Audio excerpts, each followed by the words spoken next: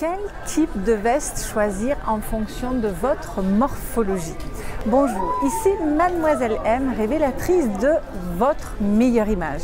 Alors c'est une question que l'une parmi vous m'avait posée, je crois que c'est Fantomette. Et avant de répondre à cette question sur les vestes, eh bien j'aimerais déjà vous remercier infiniment parce que vous êtes maintenant plusieurs milliers à me suivre, plusieurs centaines de milliers à avoir visionné ces vidéos. Et c'est vraiment un plaisir pour moi de partager mes connaissances et mes compétences que j'ai accumulé au cours de ces 23 dernières années de pratique du conseil en image et du relooking ici à Genève. Et donc, merci de me suivre, merci d'échanger, merci de me suggérer des vidéos, des thèmes de vidéos également. Donc je continue à en produire, j'ai encore plein d'idées.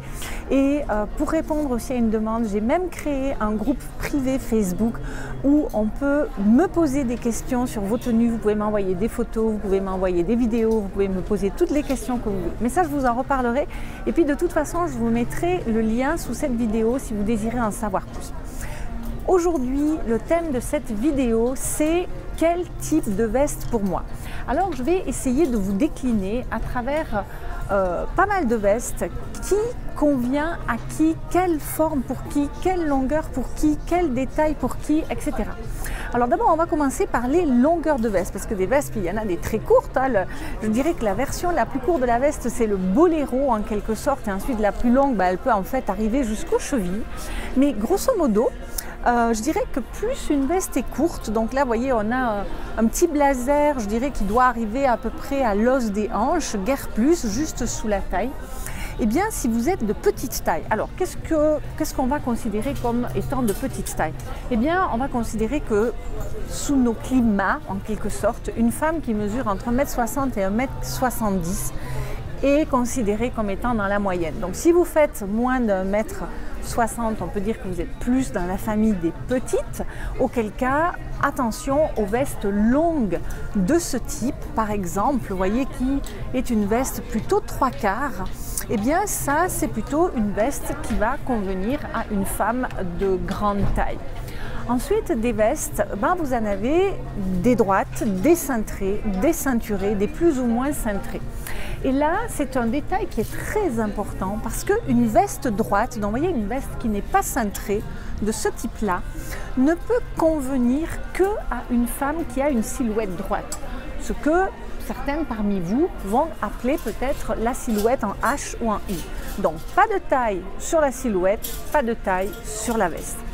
Par opposition aux silhouettes que j'avais appelées courbes, c'est-à-dire des femmes qui vont avoir la taille marquée et les hanches développées, marquées également, et bien là, vous avez intérêt à, au contraire, aller vers des vestes cintrées et un petit peu plus évasées au niveau des hanches pour épouser tout naturellement la forme de la silhouette. Ensuite, vous avez des vestes croisées avec un double boutonnage de ce type, par exemple, ou des vestons, comme je vous allais montrer jusqu'à présent, des vestons simples avec une seule rangée de boutons. Alors, ceci, je vous le recommande uniquement si vous êtes mince ou si vous avez par exemple une silhouette qui présenterait un haut du corps tout fin, tout menu, vous voyez, avec des épaules étroites, donc un buste assez menu, et par contre que vous avez la partie inférieure du corps avec les hanches, les fesses, les cuisses qui seraient beaucoup plus charnues et beaucoup plus développées. Par opposition, vous voyez, à une veste avec ce boutonnage simple, si au contraire vous avez par exemple une poitrine un petit peu développée ou le buste, l'estomac un petit peu plus fort, eh bien ça, il vaut mieux opter évidemment pour ce genre de veste. Et mieux encore, vous avez également des vestes, vous voyez, qu'on va appeler bord à bord.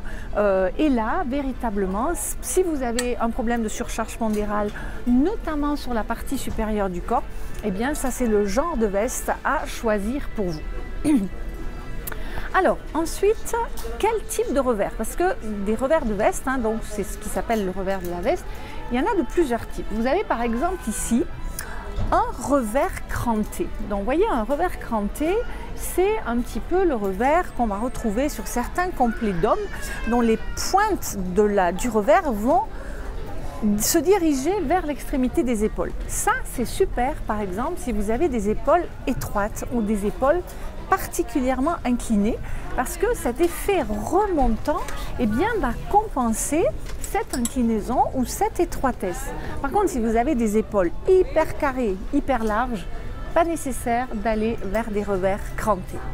Ensuite, vous avez le revers classique. Vous voyez, le revers classique, c'est donc le revers standard, je dirais, hein, de couture classique, qui va aller bien un petit peu à tout le monde, et particulièrement, donc, comme on l'a vu, si vous avez des épaules assez larges ou assez développées. Et on peut remarquer aussi, par exemple, que sur certains cols de veste, vous avez le revers justement qui est graphique, comme ça, qui est découpé, qui est pointu, ou sur certaines vestes, vous allez au contraire avoir ce revers qui est arrondi. Alors ça, en fait, c'est déterminé par un autre élément de votre personne qui est le visage. Alors, je ne peux pas faire une vidéo sur les visages maintenant, mais ce qui se passe, c'est que si vous avez des formes de visage courbes, eh bien, vous serez beaucoup plus flatté par tout ce qui est courbe sous votre visage, c'est-à-dire des revers courbes, des revers arrondis comme ça. Par contre, si vous avez des traits plus anguleux sur votre visage, eh bien, c'est ce type de revers qui va davantage accentuer la typicité de votre visage et davantage vous mettre en valeur, davantage vous donner de chien en quelque sorte. Ensuite, comme je vous l'ai dit, vous avez aussi donc l'absence de revers, hein, ce qu'on va appeler les vestes bord à bord, qui sont idéales pour un côté amincissant par exemple. Voilà. Et puis vous avez également du reste tout ce qui va être col-châle. Et ce qu'on peut noter aussi, c'est que plus les cols, je dirais, sont larges, plus ils vont convenir à des femmes qui ont un certain gabarit en termes de stature, en termes de poids, en termes d'ossature.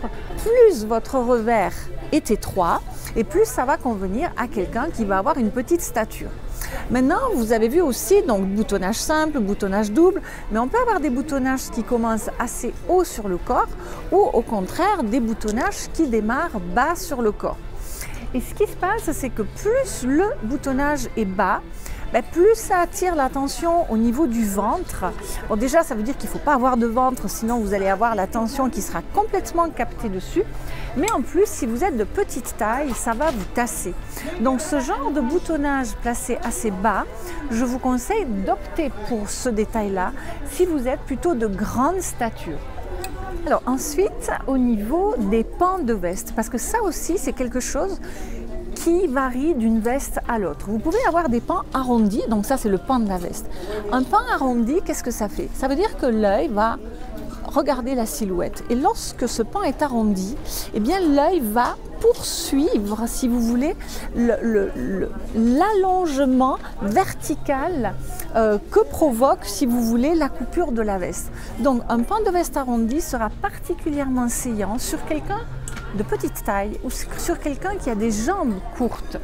Par contre, quelqu'un qui va avoir des jambes longues ou quelqu'un qui est assez grand, eh bien lui pourra se permettre de porter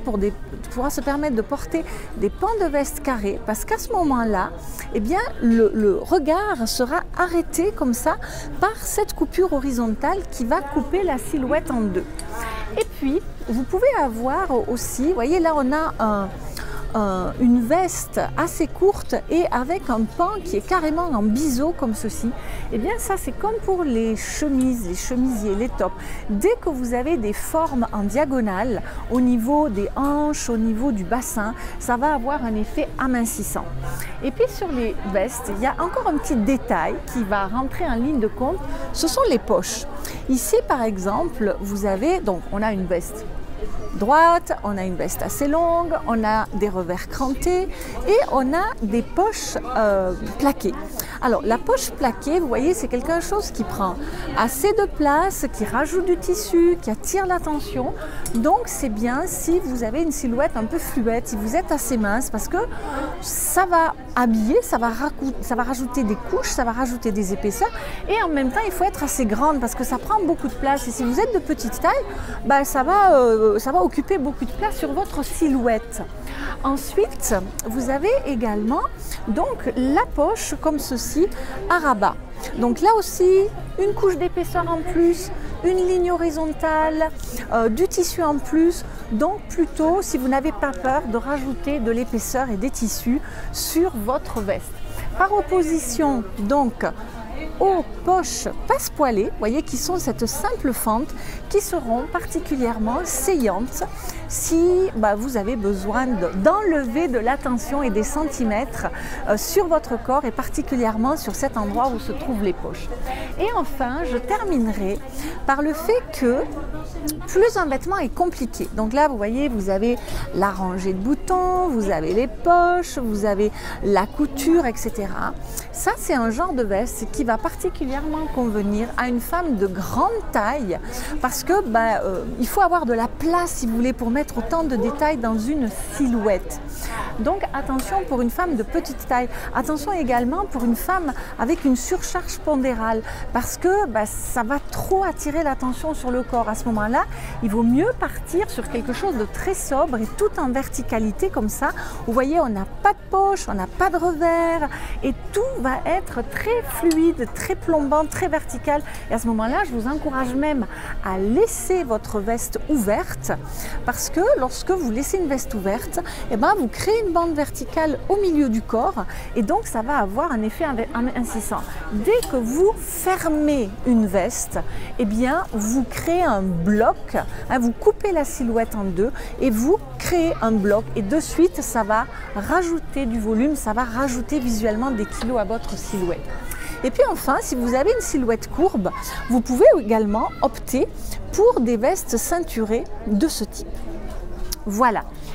Je pense avoir couvert tous les types de vestes. En tout cas, c'est tous les types de vestes que j'ai pu croiser aux alentours d'une vingtaine de marques.